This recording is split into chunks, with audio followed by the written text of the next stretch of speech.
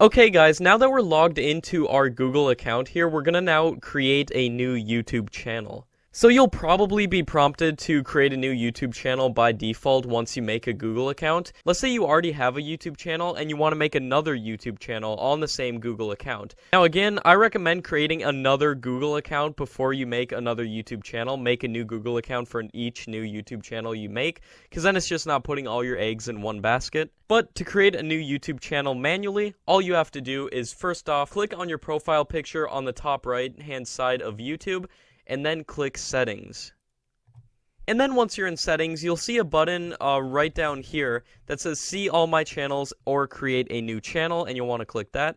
And then this will display all your current YouTube channels, and if you want to create a new channel, you just click this button right on the top. And then this will create a new brand account and therefore a new YouTube channel. So then you can come up with a name for your channel.